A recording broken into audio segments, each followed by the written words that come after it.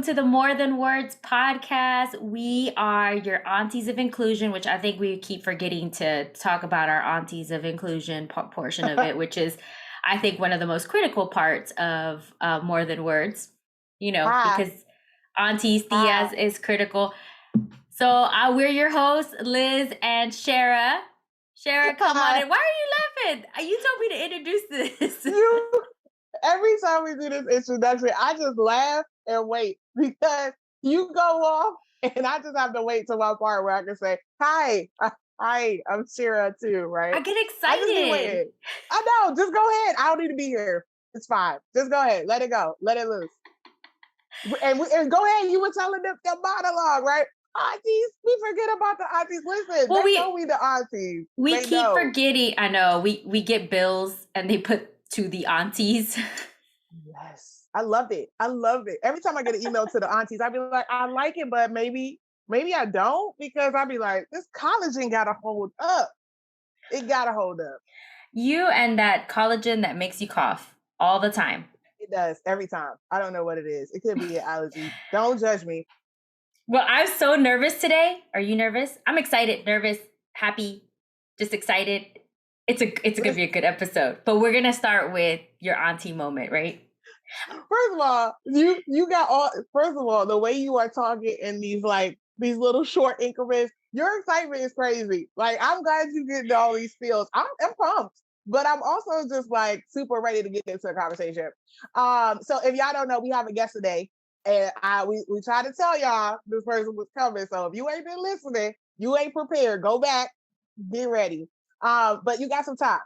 So let's talk about the auntie moment. So for those of you just joining us, our auntie moment is really around when we talk about either something that Liz and I have had happen with either our client or, ourselves and our many roles as moms, aunts, others, pick one. I'm not a mom, but I got that auntie thing held down. Or we talk about some daring things that we just seen, like the moments where you're like, okay, that's a flex. That is just something we gotta call some attention. Or we talk about audacity, right? Somebody done said something crazy and we need to talk openly about what has happened. However, none of those things, except for this auntie TT moment, is what you're gonna get today. So 2 things happened this week that I thought was very serendipitous for me, right? So this week I've had 2 things. So I had 2 lunches, right? Where I was working with a client over lunch, and then I had lunch with Liz and her family, so the boys and her husband. And so I'll start with the fact that I had this lunch yesterday with the boys. So if you don't know, go back, check out Liz's story about being a mom, her boys, who I love. And I pride myself on being the best TT.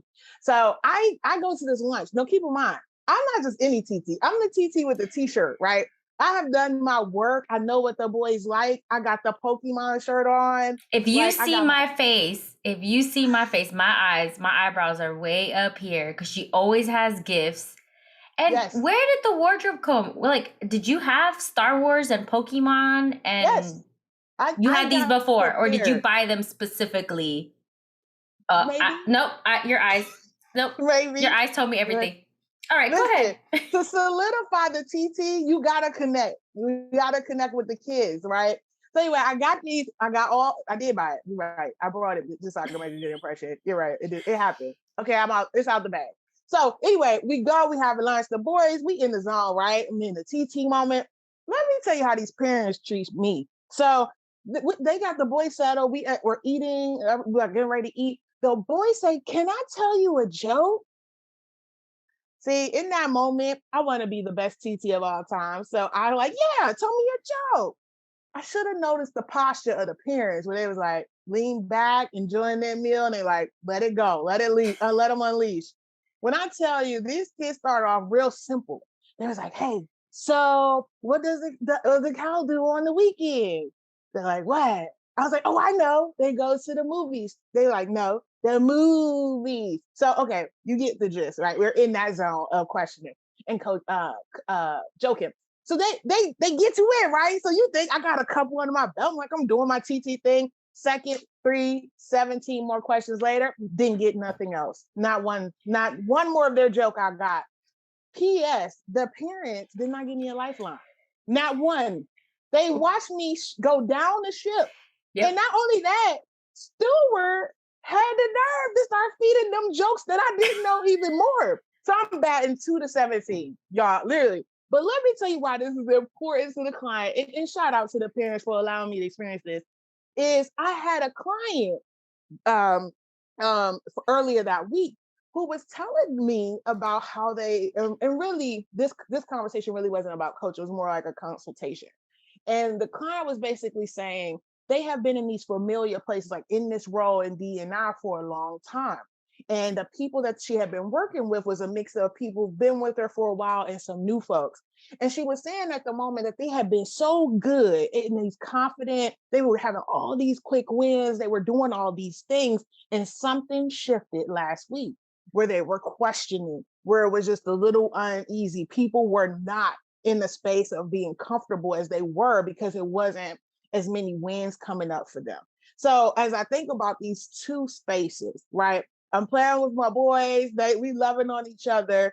And then I think about this this organizational situation is like, how do you show up in the moment, right? As a leader or as a person in that experience when things get a little uncomfortable. I was in my space where Auntie normally got the answers and the jokes too, and I wasn't winning. I was losing pretty heartfelt. My client was in the space. She had been super confident, great wins, but the team had started to come uncomfortable, right? They were getting more difficult questions. They weren't necessarily as confident about the next steps because they were further out. And I said, the difference between these two situations that I thought both of them needed, right? The kids basically spent a lot of time when I wasn't getting those answers. They were doing a great job of sharing, giving me hints like, oh no, you can do it. So think about it. It's a cow. They go move. They do, you know what I mean? They lean more in to say, you are not alone. We're going to figure this out together, but I'm not stopping, right? We're together. We're not stopping. And by the way, we can still be in community and have a good time and focus on this together. The client on the other side was like, I'm starting to get nervous. Should I pull back from, right? In that moment, that was the prime moment. Those kids showed me in that moment. That's what we talked about, which was you lean in, you re-engage with folks. It's hard. It's very hard, that I was wondering how you were going to connect those two. I was like, my kids gave you some really bad dad jokes, aka they were horrible. credit they to were Stewart. Horrible. They have a dad joke calendar. So that's where they get a lot of their material from. And, one of my oldest sons, aside from working for Pixar, that's what he wants to do, he also wants to do stand-up comedy. I don't know, and an artist. He just wants to do it all, but that's okay. He's like his mom. But it is so hard for going back to the organizations, right? And even in your personal self too, when you start thinking about when things get difficult, what are your reactions? You think it's seemingly easier to pull back.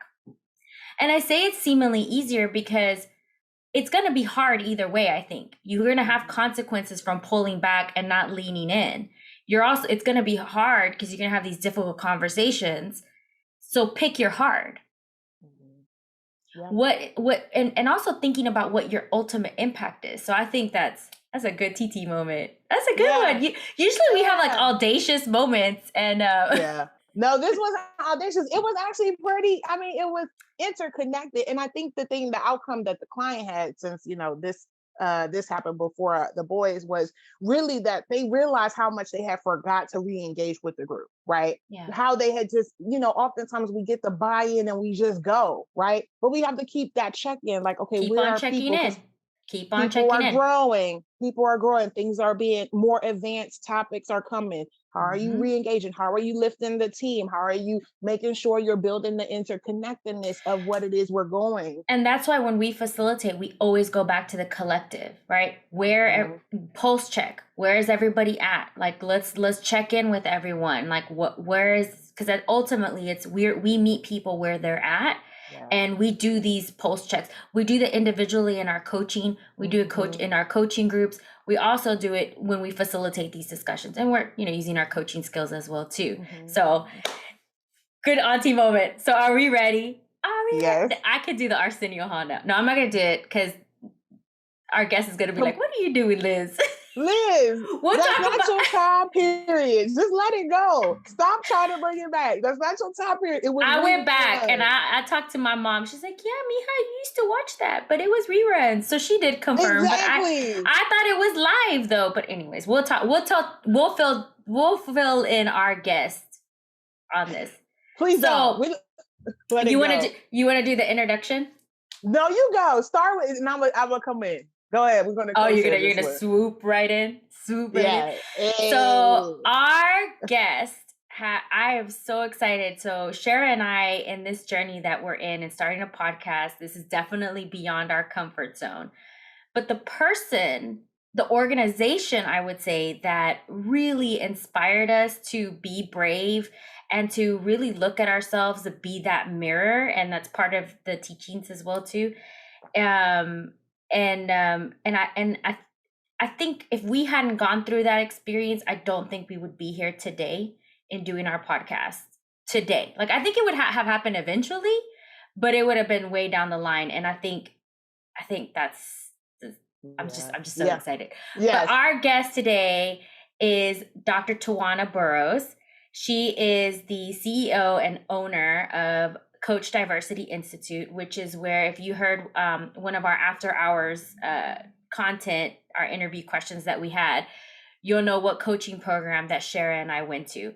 And also our consortium as well too, we are all CDI alums. So she's created this community of empowered individuals who are changing the way coaching looks and feels and its impact. So you want to do your intro? Yes, I just want to say, so I did a lot of research, as y'all know, I like to research, to which program I was going to do. And when I found CoachDiversity being the only coaching certification that focused with the lens of diversity, I reached out to Towanna and I was like, hey, I found this program, right? First of all, I didn't know who I was talking to, right? Clearly on the phone. And she's like, no, yeah, come. This is one of those things where, it's really important. I think you'll get a lot out of it, right? It was so vague, but I read enough material. I felt comfortable. I'm like, okay, I'm ready. I think this is a good investment. So you get there, and when Towanna is a Black woman, right? And as a Black woman, sometimes you're like, wait, hold on. This is okay. I see you. What we doing here? Role modeling me, right? She has this amazing business, but more so, an amazing presence, right? Towanna is who she's going to be. So you're going to get the presence of her. But when I tell you, not only did the program change me, but seeing a person that looked like me running had a vision, right? Running their own business, keeping it authentic, not to just who she is, but to each of the people that come into the space. And not only do just those things to make you feel comfortable and included, but for you to immediately, like day one, you start to learn, like not just learn and like, oh, I get the concept, but you're applying, like you are literally finding pieces of yourself, like little trails on this journey that you have gotten on. And I mean, it's the biggest enlightening moments of your life. And so for me to see someone that looked like me from the same place that I'm from, to say you can cast a vision that impacts the whole world by just spending and being intentional in who you are, authentic to who you are, and including others, that has been my remit. Like it was very clear when I walked out, like, okay, this is who I am. This is who I have space now to be. And now my job is to give it to others and make sure that impact is the bridge for so many people. So with that said, we want to welcome Dr. Towanna Burrous to the show. Yay. I love listening to you two go. What in the world? I love it on so many levels. Yeah, this is us. I'm like, I don't know. I was thinking while y'all were talking auntie style, I was like, does that make me mama? What? No, we're all tias and aunties. Okay, yes. Okay, good. Everybody. I know I'm in that age bracket, but help me. No. TTs is for everybody. All right. is for everybody. Oh, so we TTs, we're aunties. All right. Yes. Because you know what it is? It's that opportunity, because we have the experience and we're there to guide others and be the support for others. But at the same time, we gotta sometimes be hard on them, like, no, hey, let's get in shape. Get in shape. We're the confidence. I mean, I spent yesterday with my nieces, and they are my heart and just gold. And I just like, they know it's coming. And especially after going through your program, Towanna, they're like, okay, here we go. And she's gonna start asking us questions. Coaching. I was like, I'm just curious. She's like, they're like, you don't even know that it comes on, Tia. It just comes on. And then you text us questions too. And it's always like, so what's going on with this? Or what do you think is holding you back from doing this? And what are you so scared? What are you afraid of? Like, can you stop? I know. I love it. But it's the seed planting. Even if they're not ready to answer the question, it is the seed planting moment. And we talk about it in class, that the power of asking questions is, we believe everyone knows how to ask great questions. We had the Barbara Walters and the Oprah Winfrey style of question answer, type format. But when we're in class, we're teaching students how to take that questioning to a whole nother level, and how to listen like you've never listened before. And so even if the client and or they are not ready, it's still planting a seed. And so we don't necessarily expect people to always answer us, but if we throw something out there, it's bait. They take it or they not. So I do appreciate this whole first, thank you. The invitation is wonderful. I am so honored to be here. It's such a huge moment whenever I'm able to see partnerships like this from out of the classroom. I mean, it is absolutely telling about the family, super energy, the connection, the community that exists within our space. And I just love seeing you all do this. And I think I'm jealous that I don't have a mug. I'm jealous you don't have my You're mug. getting one. Don't worry. You're getting one. It's coming. You're gonna get one.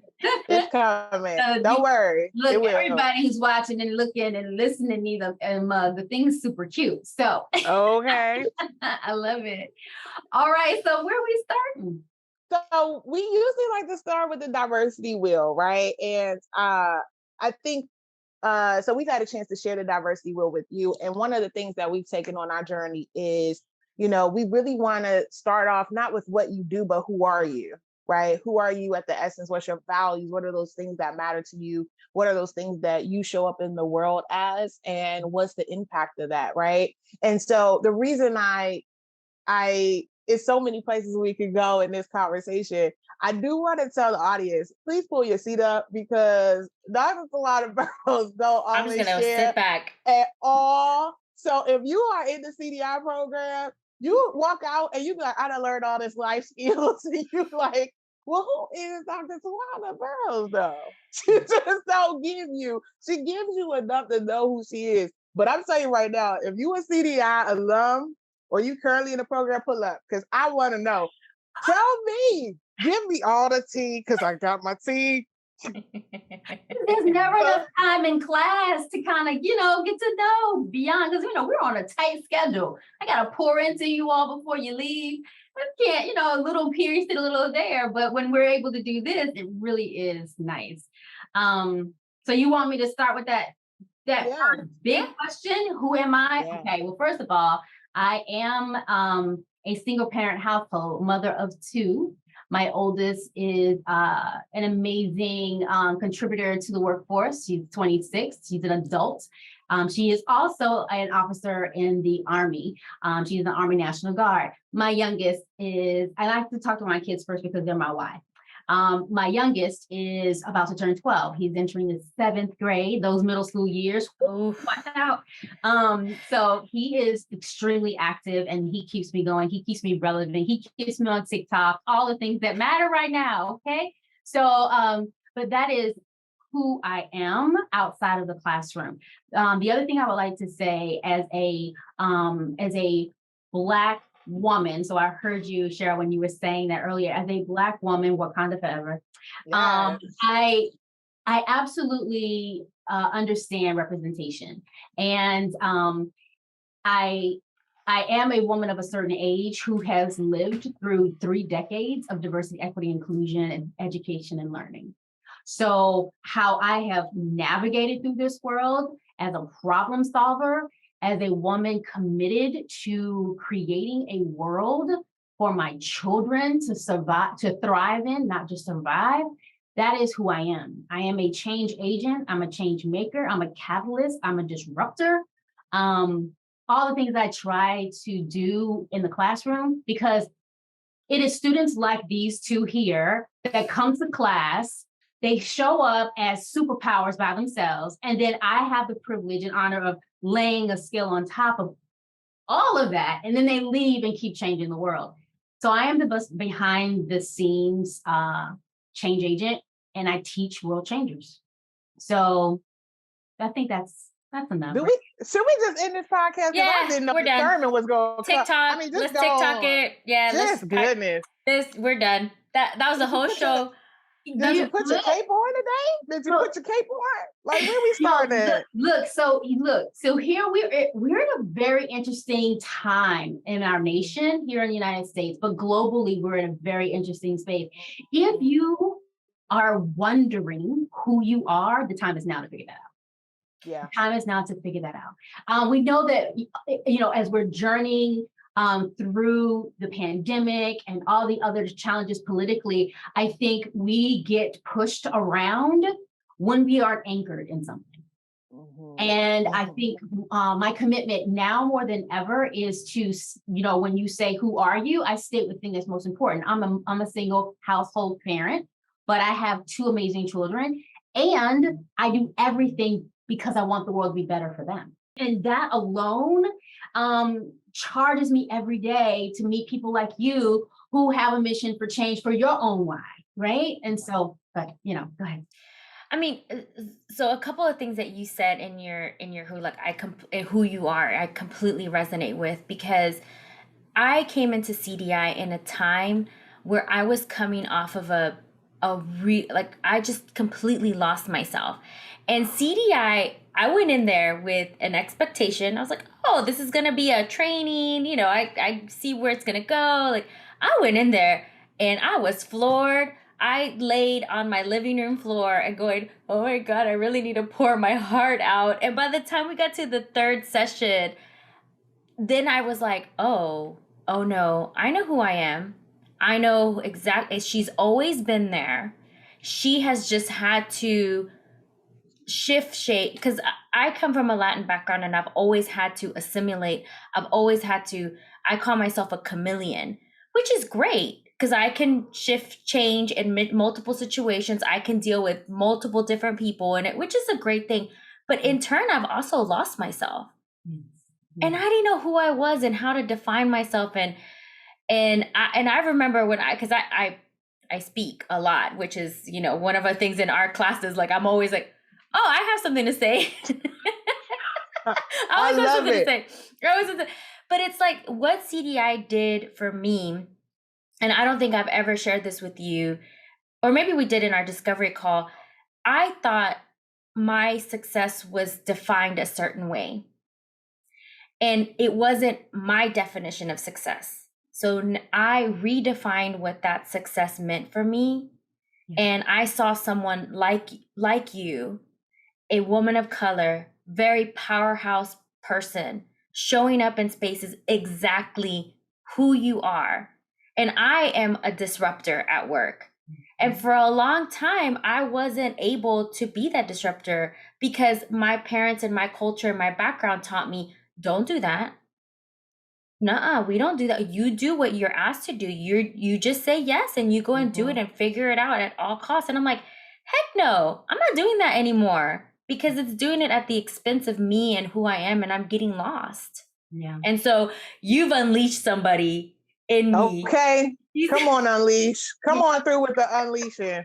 Liz, I think that the gift that you give to your audience in that last statement is that when you embrace the fact that shape shifting, code switching, when you realize that there are times when it's needed and necessary, and it does not take anything away from who you are, that you're navigating in spaces based on other people's comfortability to be in your presence.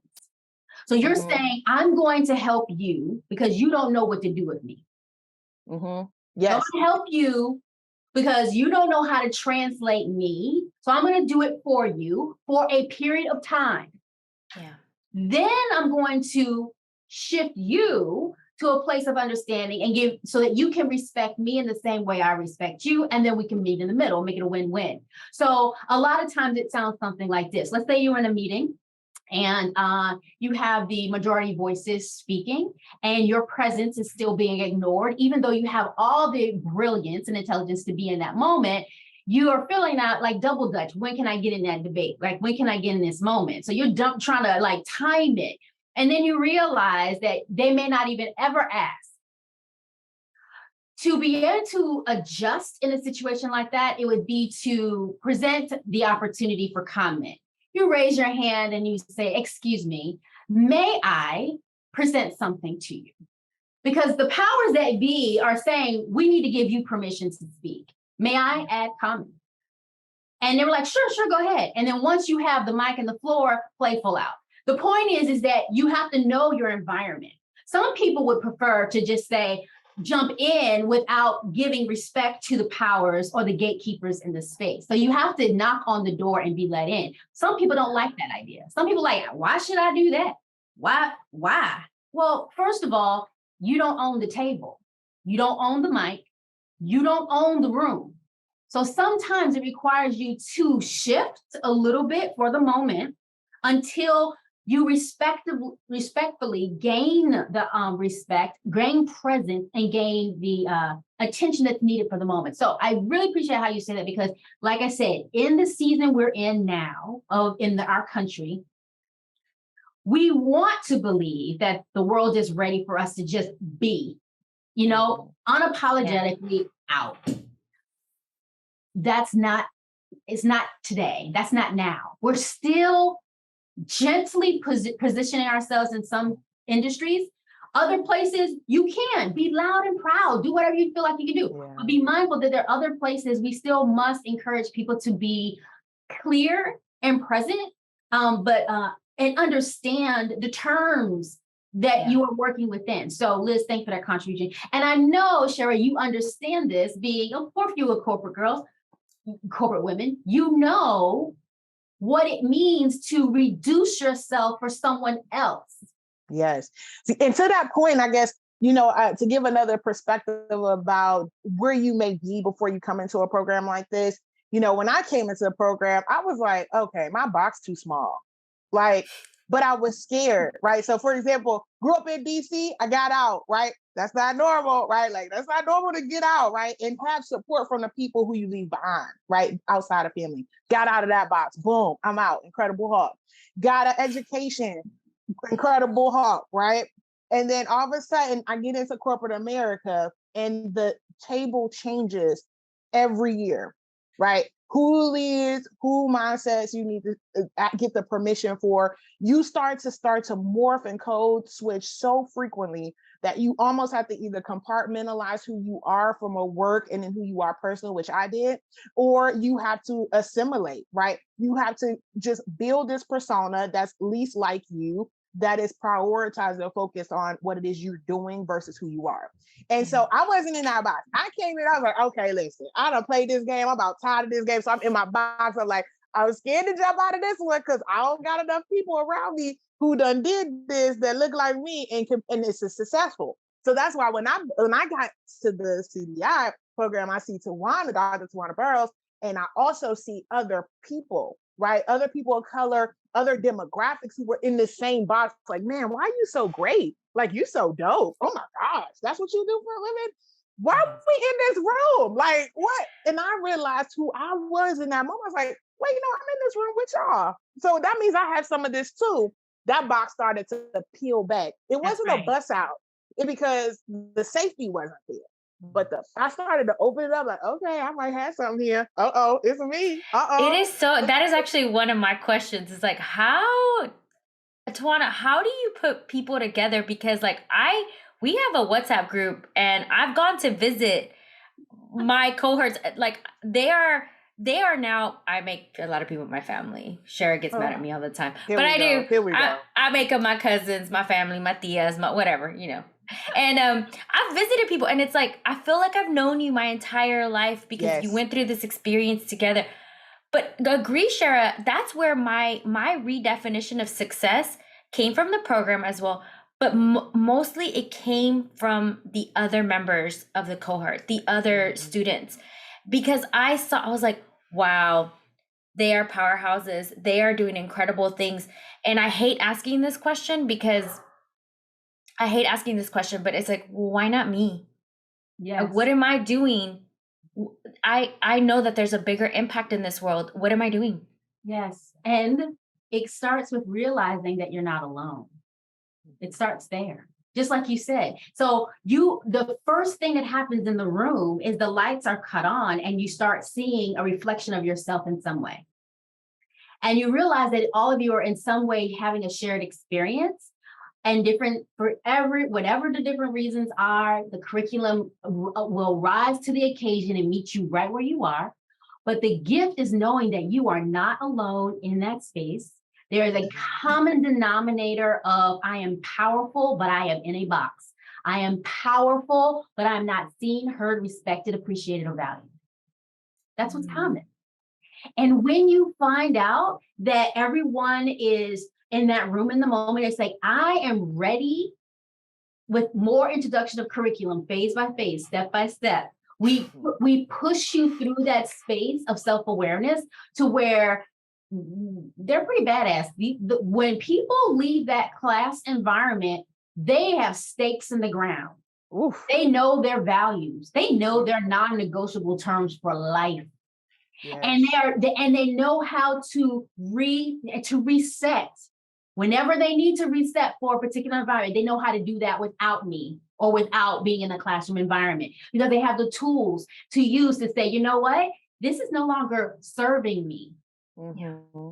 It's time to change. Yeah. It's time and I'll say that toolkit. So first of all, anybody listening, let me just tell you how hard this class is hard, right? This experience is hard. I'm not even gonna lie. So if you're looking at this, you think you lightly gonna come in here and change your life, gonna change. No, you're going to do all the work. And I had to kind of put it in context. I said it's like tethering and untethering, right? It's like I have decided that I want to be a part of this movement, so I want to connect. Oh, this is hard. You're talking about my values, my life, my inhibitions, the things that hold me back. I don't like it. Untethered.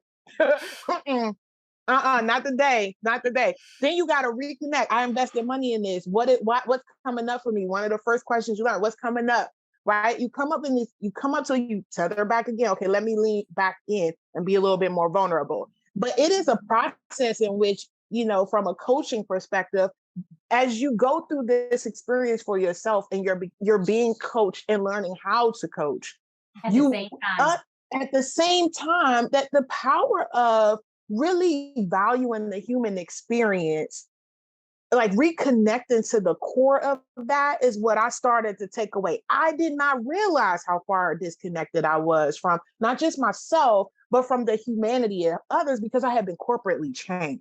Yes. Right. Or I had put it in a box to say, oh, when I'm not at work, then, I can be a loving and caring person. Like, whoa, wait a minute. That's not who I am. That's not how I show up. And I could see bits and pieces coming through at work when I make decisions. And they're like, that's a little bit more different than how we would do it. And I'm like, well, that seems like the right thing to do. It would just kind of fall out.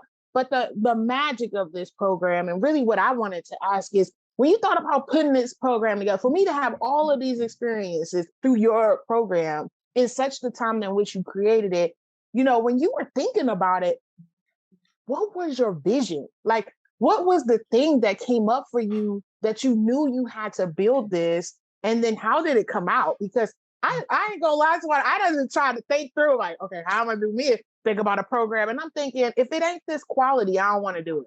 Right. So, when I came up with this idea, it was because I had gone through coach training myself a wonderful school. And I didn't like being the only one or one of few. And having questions very specific to my lived experience that nobody in that room can answer. Nobody could address. And that frustrated me because as a person who has quite successful, I knew how powerful this skill was, and I knew that it could really serve me. So I said, you know what if I take this and begin to like work within myself and my own challenges and frustrations as a woman of color, of a certain age, who's transitioning for corporate America, who's leaving her corporate identity, which is a huge, that's money right there, right? Corporate identity, boy, it's shedding that is like second skin. It's like, who am, the identity piece after that was a hard thing. So for me, it was first, I need to find more people who are similar to me culturally, religiously, ethnically, whatever, to be able to say, how are you using this to help people from your community? How are you using this skill to help people who are struggling in very particular ways, those from historical marginalized community? So what we call now the global majority. So the global majority have culture pockets that have very different experiences, and there's no coaching curriculum that's out there that was going to address it. So I wanted to take that dive. And I started with the Black Life Coaches Network first. I said, if I can make this work, then I can take those lessons, do some more research, and then design a particular curriculum that could help, again, push the idea of how do I empower communities that have been historically marginalized? Because I knew no matter how many nonprofits were out in the community, no matter how many of trillions of dollars are fed into communities to help empower them for economic or social change, etc., nothing was going to stick besides deepening self-awareness, a commitment to self, understanding values, what are your triggers, disempowering thoughts, psychological safety, some of those things. Because without that, those programs are going to always exist in the communities. Yeah, and they're always going to meet the needs of the organization and not the people in those communities. Yeah. So that's why I took the deep dive, and I met some amazing people that helped to move us along the way. And Gloria was, I think, the instructor. Yes. And Gloria and I partnered back in 2016, 2015, and I shared with her what my vision was. We sat down and we beat the idea of the journey, the transformational journey of women of color first. Then we went back in to do the same thing as men by talking to people, doing more research. And then we just said, okay, now it's time to put it in the classroom and test it, and then redesign based on the feedback. And it was a go after that. 2016, we launched that first class, and it hasn't stopped. So, Towanna, I'm curious, as someone who wants to make a huge impact in the world, and you always, again, I thought about why not me? And I always feel that my impact is greater. That's why we started this podcast, because there's an impact for us that's bigger than us.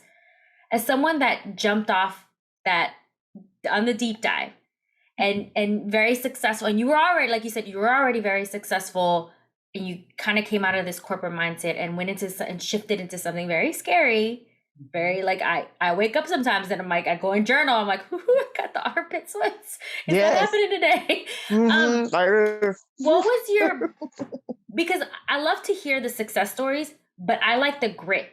I like to know what were your biggest lessons learned, and if you could share also too, what was your scariest moment? Yeah. The scariest moment was our first inaugural class, the first one.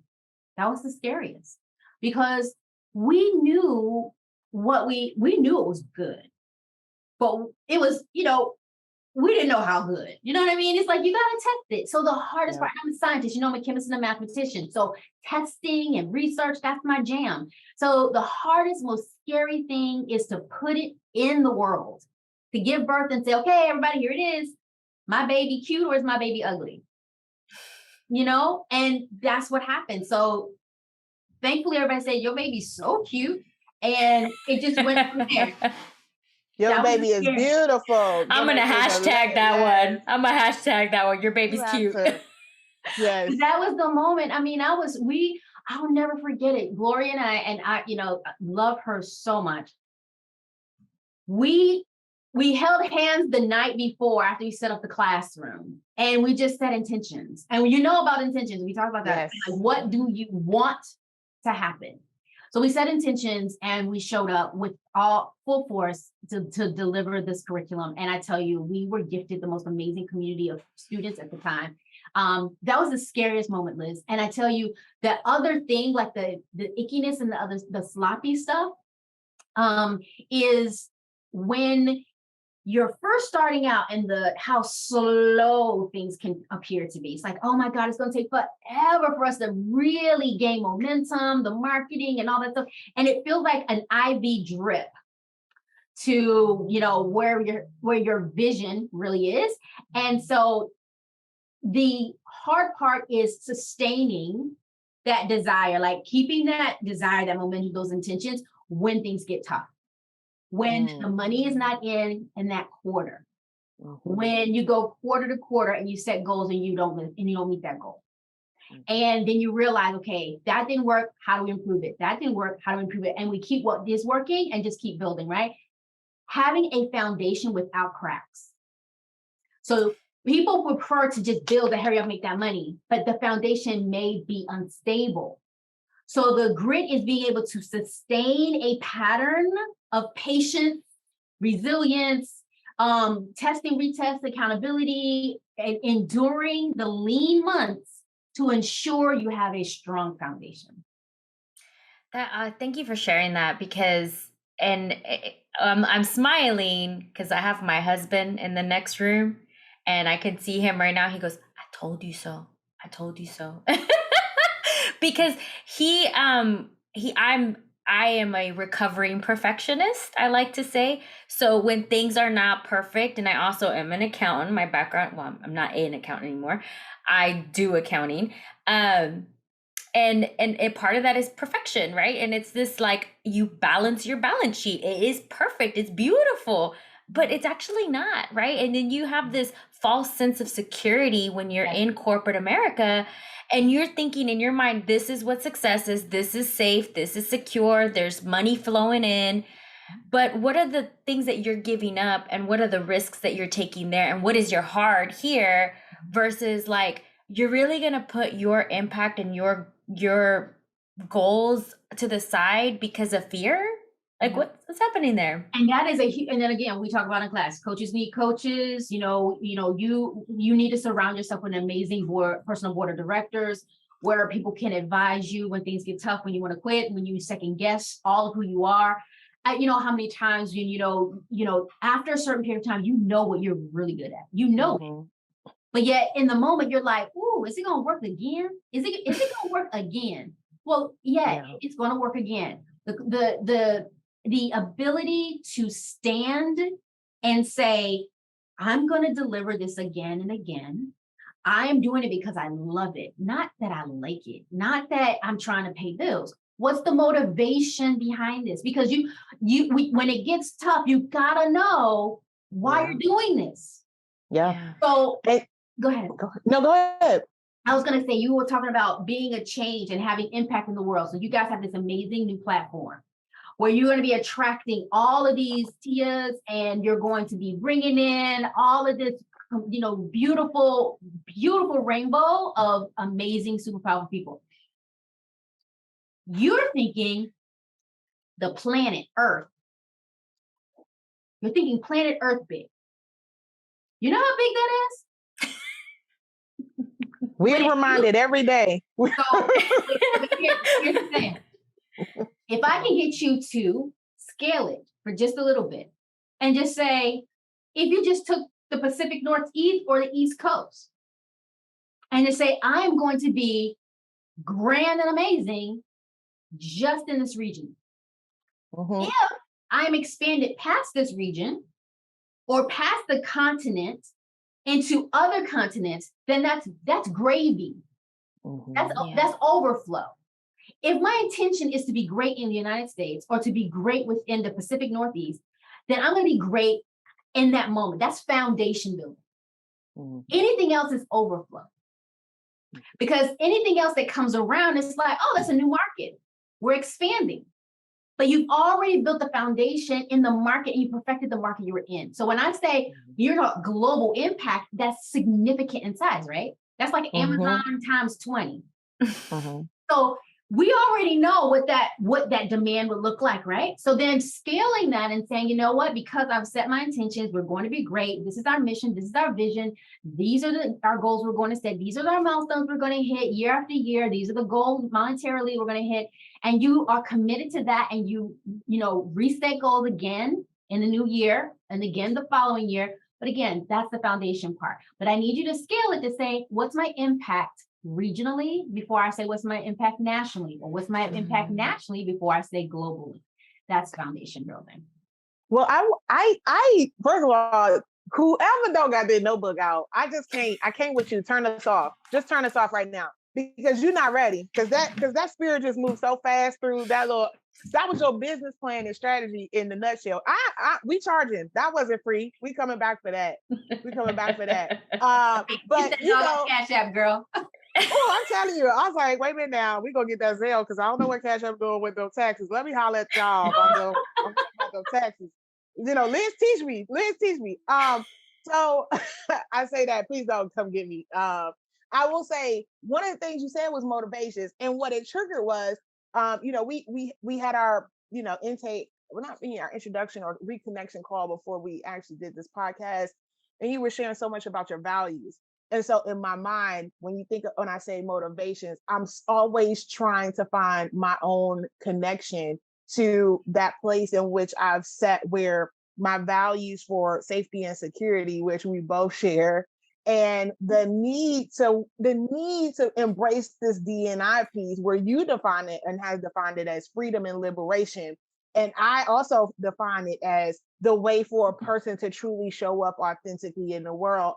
And I always got to go back to, how do I stop myself when that trigger come up, where my motivation and my triggers are playing against me, for me, against me, for me, and figure it out, that balance. So I wanted to just hear it, offer that to our audience, who we've had a number of people who asked us about, how do you get past the fear of taking that big leap, either for yourself or in your role or in your job, or just trying something new because you've been in such a pattern of comfort. And then those who code switch all the time, who's like, I like that the code gives me the results versus what is the opposite of that. Absolutely. Now, Shara and I grew up in Washington, D.C. There's a culture in every major city, and sometimes around, certain zones within the city. But within D.C., Liz, let me just kind of frame this for you. In DC, the culture of this city is to not trust anyone, even if they're family. Okay? Even if they're family. You can't trust anyone. And a lot of cities operate that, but DC, as small as it is super strong, and it kind of lives in the fabric of the city. You trust no one, even if they're related to you.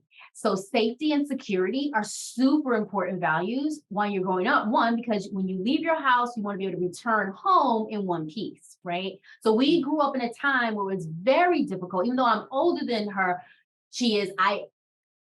my season was harder than her season, and progressively got better generation after generation. But I will say that part of the culture existed for many, many decades. So with that being said, it is tapping into, one, the self-awareness. I know what is true about me is that I trust slowly.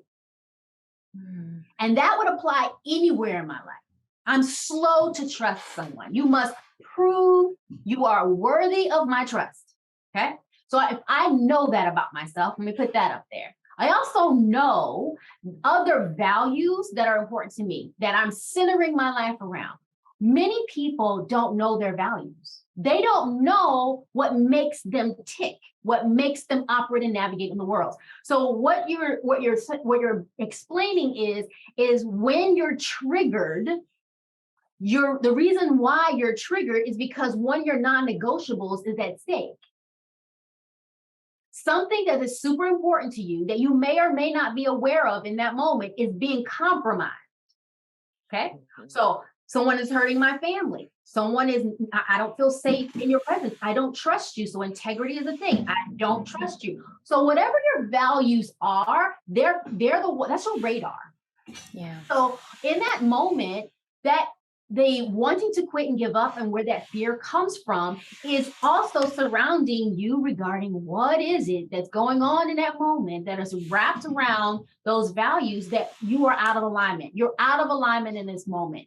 What is it about this next move do you feel? What is it about this move or that person or this organization? What is it about that place that's causing you to feel like you need to second guess yourself, that it's not safe? It's making you feel some kind of way. What is it? And be honest about what it is. Okay, so we're in DEI, right? So let's talk about some of the things that potentially can come up. So the reason why I am triggered and I want to quit or I feel like I'm not good enough or may have what they call imposter syndrome is because I don't trust the represented group in this space. I don't trust, the middle-aged white woman that is the majority in this space. I don't trust them. So now I'm second guessing everything about myself in that moment because what I am perceiving as a threat. Okay. And so it's being able to know and ask your clients or even ask yourself, what is it about this thing that's bringing me the most fear, or what are the fears? I'm not good enough in this moment. They may judge me. They, meaning middle-aged white women, will judge me, and I may not be good enough for them. They may see me as not being good enough. So there is a conversation we must have with ourselves versus just saying, I'm afraid, I want to quit. It's not for me. It's not the right time. What we talk about, and as you guys are both really great coaches, what you unpack with your client is, what is it that's creating that fear or that sense of insecurity in this moment or whatever it is, and let's unpack that and talk it out. So what we do is revisit that again and again, Shara, because we're always asking, the same fears keep showing up. So first of all, can you identify those fears and have that conversation with that fears? Like, I know you're there, but can you go sit down in the corner for just like 30 minutes until I get through this moment? Because I know you're going to show back up again next week. But just for right now, I need you not to be here because I got some stuff to do. You know what I mean? I'm laughing because... Go ahead. I know. Say it, Liz. Go on and say it. So I named my doubter. Her name is Maria. All right. Come on with the truth. And I know, I don't think I've shared this with the podcast, but her name is Maria. Same thing. When I start seeing a lot of things, my fears coming up, the things that and a lot of it is generational, right? It's things that I've seen recently, like things that I've seen going back to my great grandmother. And you start talking because you start having more open conversations and you start prompting questions to your family members. And in Houston, in my experience, like we don't have the trusting thing in our culture. In Houston and a lot of cultures is you only trust your family and you trust them blindly. And so Maria comes up. Maria is that person that she is like, you can't do that. You said you were going to go to school and graduate, and now you're better than everyone because none of us have education. So now you're in a different world. You also married a white guy, a British guy. And so now you think you're better than everybody, right? So there's this like constant critique and constant like putting you down, thinking that you can't do this. But at the same time, you have to blindly trust me. You have to blindly support me. And if you don't, things are going to go bad for you. So Maria likes to come in and do that. So I tell her, Maria, you need to go back there. Go do whatever you're doing. Sit down. I talk to her crazy. I talk to Maria crazy, just so you know. When Liz, I start hearing that, I'll be like, Maria, come here. Pull up. Let me talk to you because this is my girl. You're not doing that. You're not doing that today. But I also saw, because one of the questions that I had for you, Towanna, is, so you have like the trust and the safety aspect and you're aware of it. Is the goal to never have that? Or do you see that those things that you've carried since you were a kid, something that was a learned behavior, do you see those as in some way or shape or form also benefiting you? Or should you just be like, I shouldn't ever be like that, like that's a bad thing to be?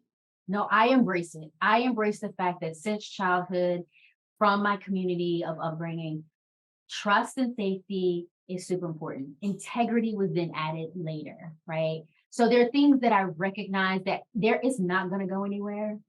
It is it's a part of the fabric of who that makes me Towanna. And in my personal life, in my personal, most intimate spaces, people who know me like my children, they know mom is going to struggle with this. You know, she gonna struggle with this. And because they know that, and I love them so much because they know when my fear shows up, because it's typically around how I am not able to control the environment. I am not able to control certain things. And there are times when I have to have that conversation, like, Yo Maria, okay, I don't know what I'm gonna name. Maybe I'll name my middle name is Clarice because she's so a part of me. My middle name is Clarice. So maybe Clarice needs to understand that when she and I are bumping heads, there are two things at play. One, it's trying to protect me and the people that I love. Yeah. But at the same time, she's about to get in my way from experiencing life differently. Mm-hmm. So what's the compromise? What's the win-win between me and Clarice? So the negotiating of that space, I'm not gonna stop being Clarice. It is who I am. She lives in me. I embrace it. I also have to inform people around me, hey, I got this thing named Clarice, and she gonna show up from time to time. You may not like her like you like Towanna, but just know this is it. So the way you all just did that, I love it so much because that's the conversation that many people in your audience are having internally, but they haven't named it. Yeah. And so I'm not trying to kick her out. I'm like, Clarice is 6 years old. She's 6. And she walks around in high heel shoes as a 6-year-old. And she's willing to jump in and fight. She always got my 6. She'll be on the battleground. I saw her when she turned 12.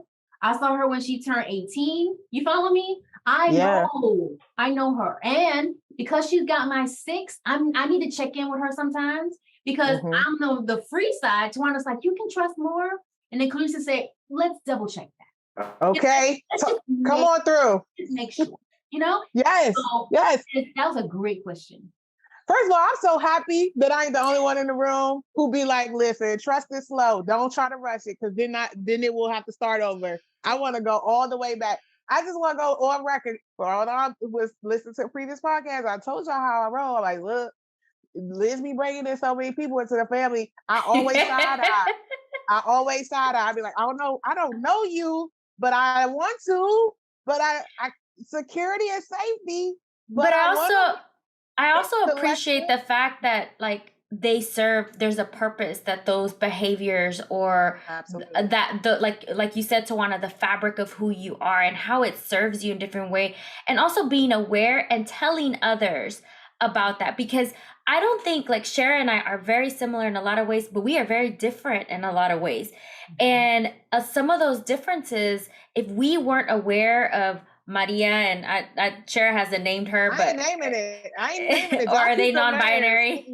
No, I ain't keeping no names.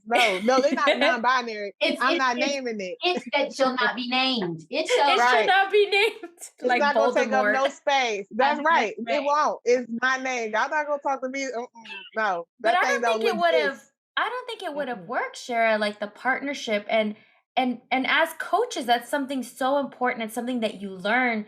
I didn't know it was there. And I think that's why it works. Like if you think about MFR and our consortium, if you think about the work that we're doing with other people in CDI, it's like we are very, very, very self-aware.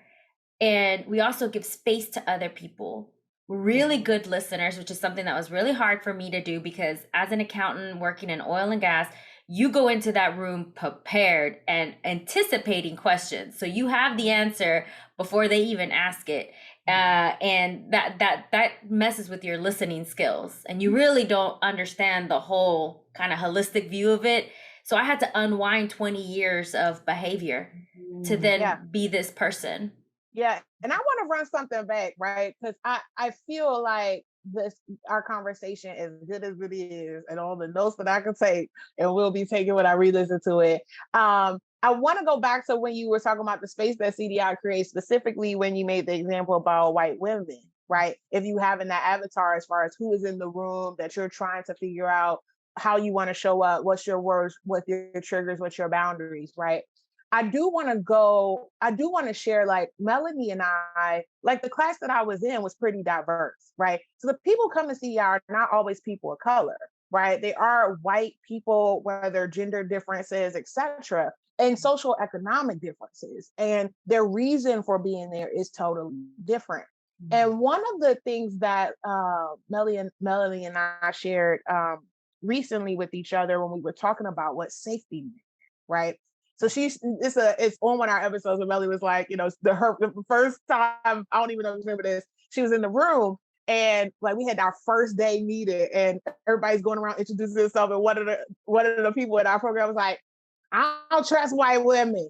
That's literally part of the intro. I'm here because I work with a bunch of white women. I don't trust white women. And Melly's like, okay, I'm a white woman in this space. How do I want to show up? And she talks about how she's like, well, let me just get the clear it out. I am a white woman, like that moment, right? And I bring that up to say that the space is for everybody who wants to do this work. And not only that, everybody comes with something different, because in that moment, I didn't even know that was coming up for me. But someone created this space to start to deal with my own triggers, which was like, how vulnerable am I going to be in this space with so many people who are not like me?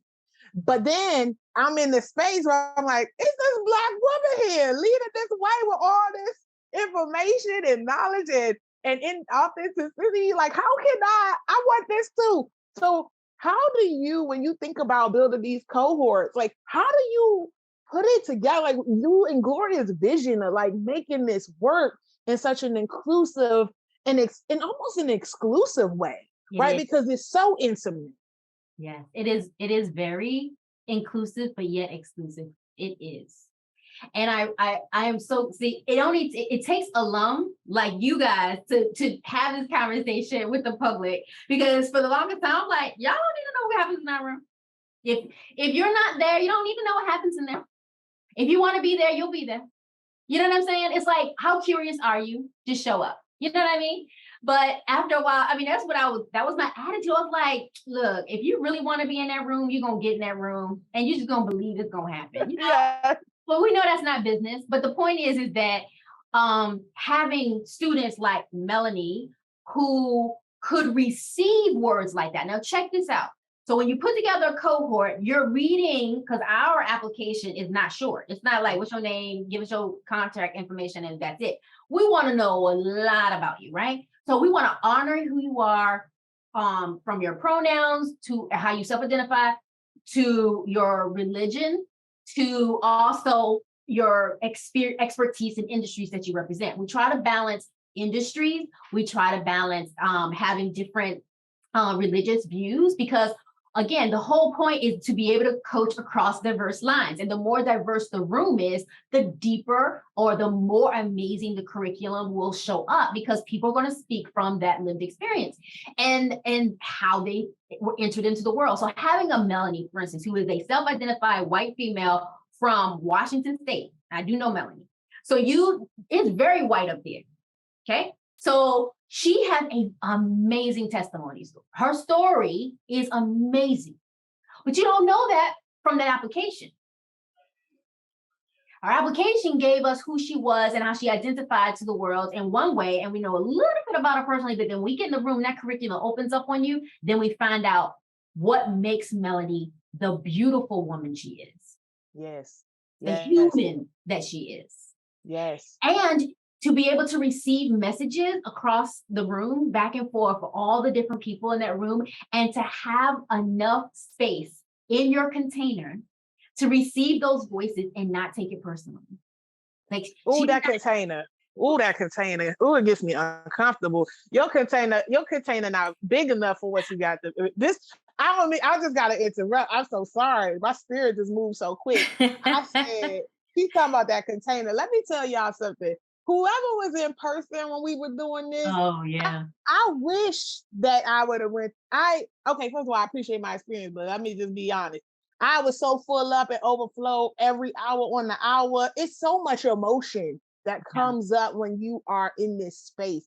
And you haven't really learned neutrality and objectivity yet. So you're taking on all the emotions in the room for that first couple of sessions. I mean, that first 3 sessions. And you're like, whoo, this is heavy work. Do I want to do this?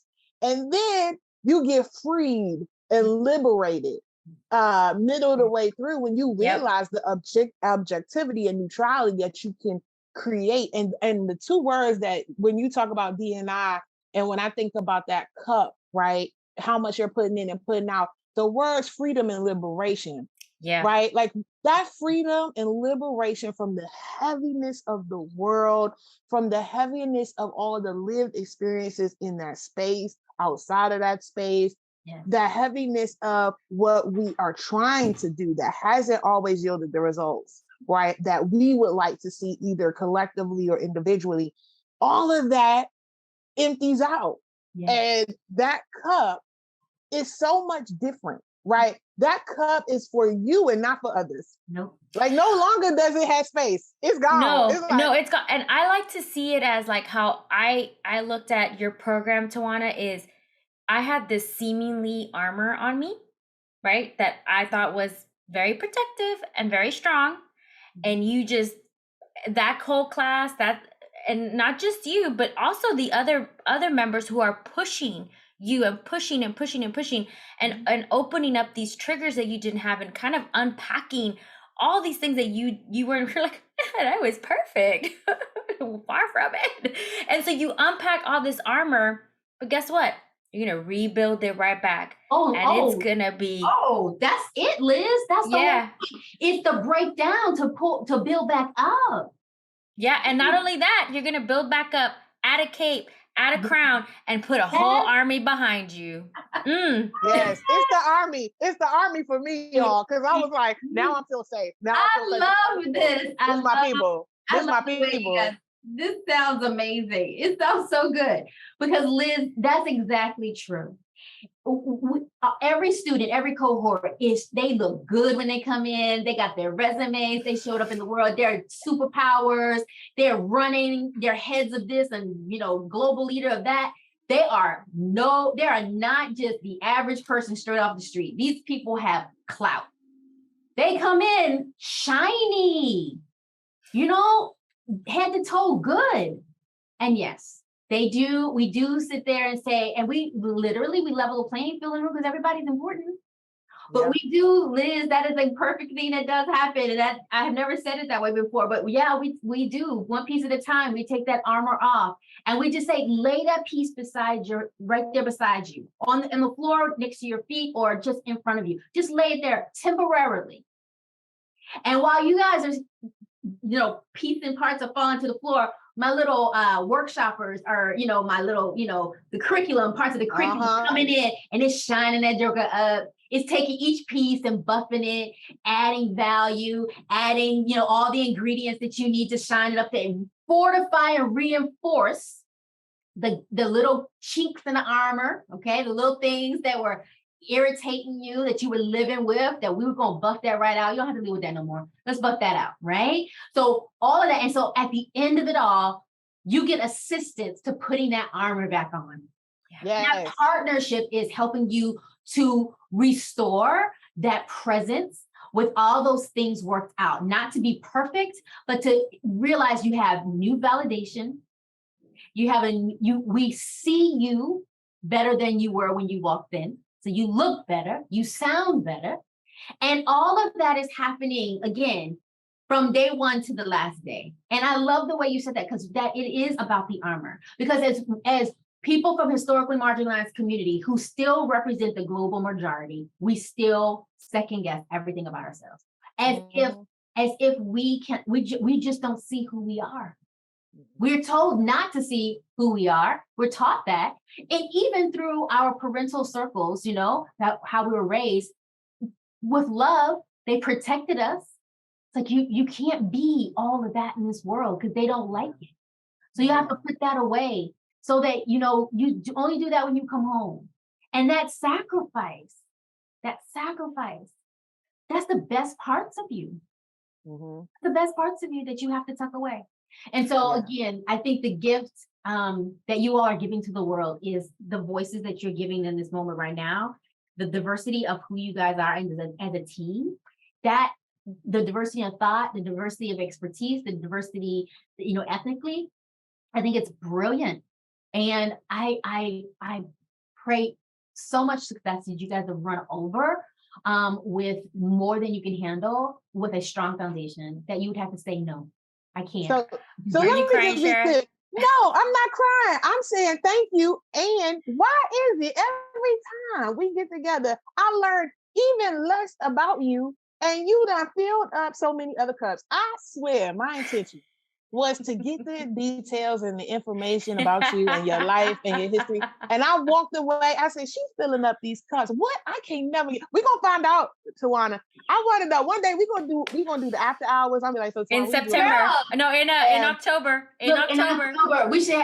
We're gonna have to cut the cameras on if we want to catch that, because you know we having a happy hour. So look. So after the symposium, there's a happy hour right there. So once we're done, we just go to the next room where you got music, fun, and oh god. That's what we're gonna do it after hours. Drinks. We're gonna have to have that, you know. Well, before we promote this symposium, I have to ask one other question. Yeah. So one thing about the room, right? You talked about the diversity of the room and the power of the room and collective. The part in my class or my cohort that really gave me a lot of hope, like it's so many places of hope. There was so many students in my class in that first session, right? So I ain't giving too much away, but sometimes your sessions will be different, right? Depending on people's availability, but where you are in the program stays consistent. Which by the way, that's probably a scheduling nightmare behind the scenes, but okay, kudos to you. But what I will say is the students in there were the generations, it was multiple generations, but like behind where I am in generation wise, and their willingness to embrace the difficult conversations and the concepts was so much faster. It was so much intentionality. Like they came in with their armor already in their backpack. Yeah. And they were like, so let's work. And so we about to change this world. And so I don't know about Shara, but let me not only lean in and share, right? And be confident that I may not have these corporate jobs y'all got, but this is my lived experience. But also I'm here because I got to take this back to my college or my class or my school, and I have to have an impact because I'm here for a purpose.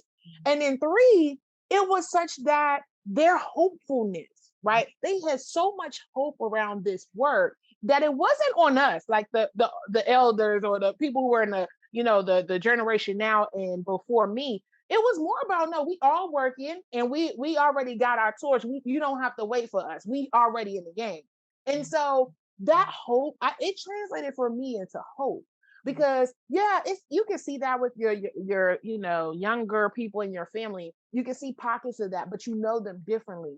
But to see it show up so confidently in that space, that we have a lot more help in this work, a lot more open-mindedness and love towards this. And so when you see that happen, what happens to you? Yeah. Right. Like, what are you experiencing? No, that is, oh gosh. Now, this is where I'm going to get real like fangirl geeky like, but I'm going to tell you something. When I meet the cohort after off the paper into like in the classroom, I have no idea if we called it right. You know what I'm saying? Did we mix this right? But I promise you that when you have, this is the thing that always gives me, when you have a Black man with someone in their 20s, with everything in between, that is a class that's going to explode. because we always going to get the executive women like you. We're going to get those. Different demographics, different parts of the world, different languages, different colors, all that, right? We're going to get that. But when you are blessed enough to get a Black man who... And we had one, he showed up and showed out. He showed up and showed You out. know who he is, Tawanna. Yes. Can we name him? We can name him. No, we can't name him. Okay. So when that happens, you're like, when I call the original, and I always do this is because I focus on every student, but the goal is to figure out, how do I get the class to understand this young person when they've been discounted and not respected in most spaces?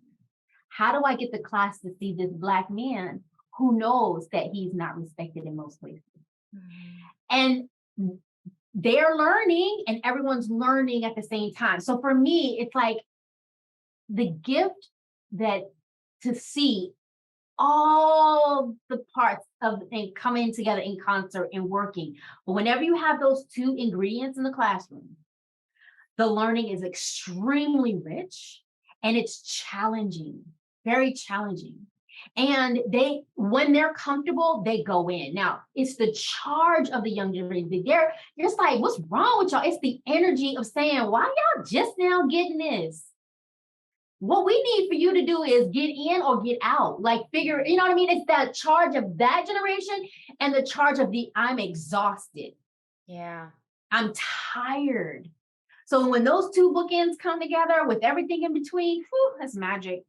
But you know what? They also asked a question in that session that I couldn't believe, which was, they said, so why, they were like, so when you realized you weren't able to move D&I as far as you wanted, why haven't you given up? So I think in the moment, people were like, what you mean we ain't moving? They were like, it hasn't made the leaps that we have been asking you. I mean, they're literally just looking at the situation like, this hasn't moved that far since we got civil rights in certain ways, and some of it's regressive. And they asked it, and the environment was so safe that they started to get questions. Yeah. Well, we're tired. Or guess what? We got too comfortable. Yes. Right? Or we thought things were going to happen. Or what happens we were given promises. We thought we were going to get what we asked for. They promised us. They gave us just enough to keep us quiet. Those are the type of answers that come out, right? And it sets them up for success when they get back out in the field. They're like, okay, now I get it. I don't have to judge them so harshly now because now I've heard why. But they're now a choice. Am I going to continue to judge them harshly, or am I going to coach them to action? And see, it doesn't matter what age. It's like, can you coach someone who's a different age than you to get back in the game with all the tools, even after you are exhausted and tired and you want to quit? Can I coach you off the bench? That's what I want to know. Yeah. And that's that's the best part. That's the best part, is that it's in action. You walk away after you do all this work, is the power of the listening and the questions allow you to make the change that you want to see, because it comes in the individual, it comes in the collective, it comes in the accountability, but also you don't have to take any of it with you. No. You can allow yourself to be. I think Shara you and I are both like that. We carry on our shoulders because we've been taught through our families that you have to carry the burden on your whole family. And so you carry that in all your aspects, but that kind of taught us to, nope, I'm partnering with you. We're co-creating this plan, but you have to do the work. That's right. It's the accountability shifts. Yeah. Yeah. I have one more question because we are running over, and we've promised our listeners that we are keeping these short. In the spaces that I've been in, especially moving over to the UK, I've been part of some of the coaching programs in the UK with ICF, and we had like an inclusion and belonging series. And when I'm in those spaces, now I know it's the UK and I have to be aware of, ethnically what that looks like, right? But even here in the US, coaching has been reserved for the dominant culture. Mhm. And I know you're like, that's one of the reasons why Shara and I picked CDI, because it was a program that worked in partnership with our DEI work and our vision and our mission. Why is it so important for you, Towanna, to bring diversity in coaching? Yeah. So I'm gonna use some words that are going to be trending soon, and you'll be hearing it. It's democratizing coaching. In the same way, we've seen other things democratized. Coaching initially was reserved for executives simply because of the cost. It was too expensive to afford across the organization. So it was exclusive to people who can afford it. And knowing that that is true, how do you make coaching affordable and accessible to everyone? And that's where that was, again, like you said, that it was a part of my vision. I want people to have access to coaching in the same way they have access to the clergy, their best friend, and mom and them. I used to say that over and over again in my marketing, because in historically marginalized community, those are the three people: your pastor, your best friend, and your mama. Yeah. That's it.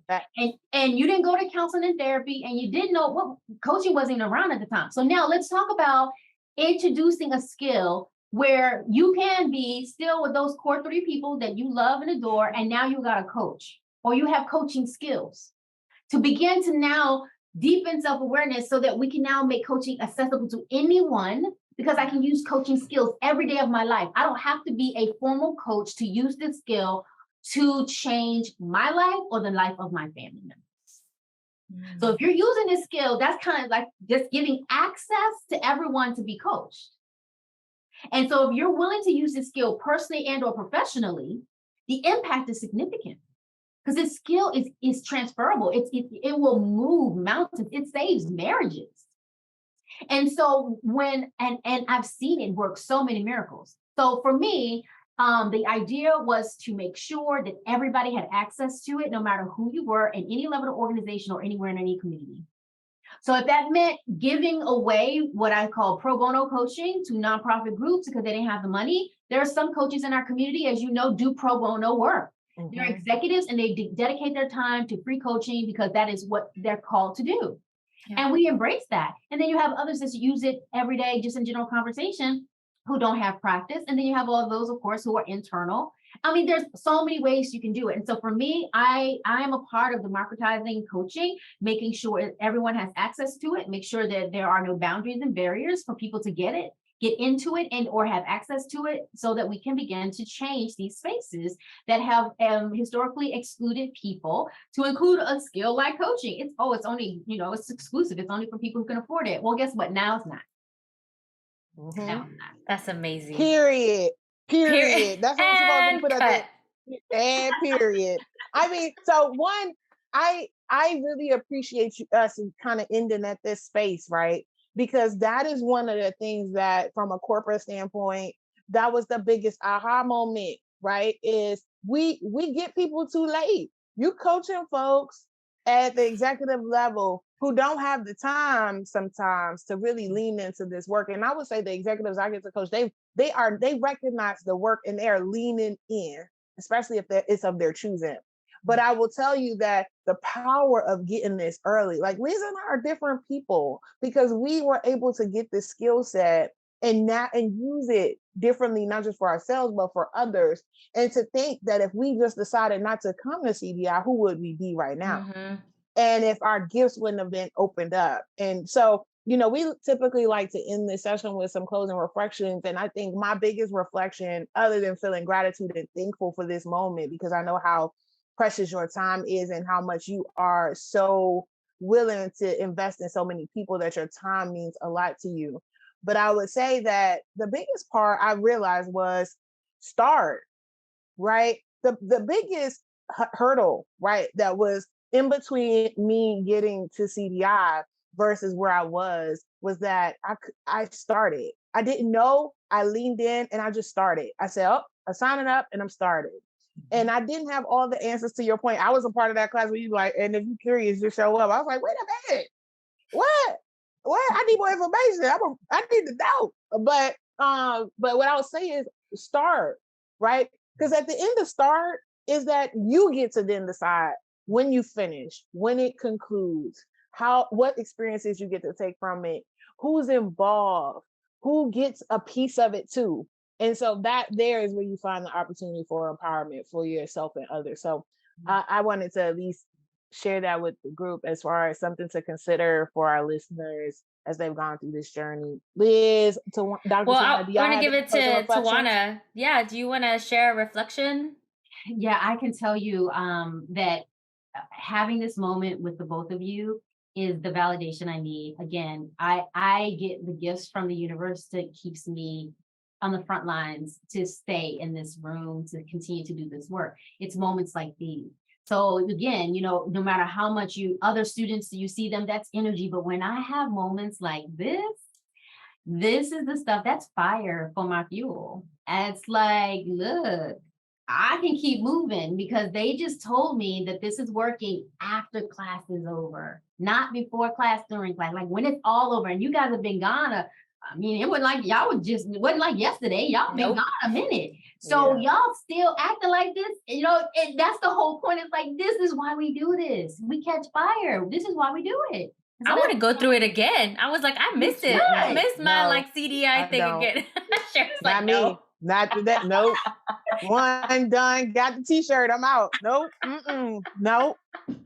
Y'all go ahead with that spirit of restart. I'm not in it. No. I that was enough. I don't know if I got nothing for that cup. Actually, she does. She just, you know what? She's doing the same thing she did when she first started the first time. It's the same thing. Tell her the truth. Tell her the truth. Tell it to move so it can get out of the way, so it can move. All right, I'm about to hang up. Y'all can finish this out. I'm done. It that will not be named needs to move. Liz, Voldemort. Liz, what's your I'm not dealing with it. I'm letting that spirit go. Liz, what is your reflection? Oh my gosh. I mean, I think I'm just gonna end with gratitude. And I think both Shara, you and Towanna shared a lot of great moments of reflection for people. I always say this to our listeners, think about your impact and think about what that impact looks like for you. And also really think about like your value system and the armor that you've been carrying. How exhausted are you? Because we all tired. I don't care if you admit it or not. My abuelita and my mom won't admit it that they're tired because they just don't do that. But we are tired. And reach out, reach back, find your army. And so I think that's what I would leave with. And Towanna, thank you so much for this. It's been an honor to have you on our show. I'm already getting messages from a CDI WhatsApp group. When is it on? Where is it? Y'all wait. You got to get it edited. It's okay. But you can catch us on Instagram at More Than Words Podcast. We are on Facebook. We have a community connections book that it's going to have exclusive content soon. If you have questions for us, or if you have other questions for Dr. Burrous, please send them in to Liz and Shara at More Than Words Podcast. You can go on to CoachDiversityInstitute.com and learn more about that coaching program. Get signed up. There's a new cohort coming in September, I believe. So get up, because I'm pretty sure they're already signed up. So there's that. So thank you, Dr. Burrous, so much for this. It's been amazing. Love you both. All right, I'll see you soon. All right. Thank you.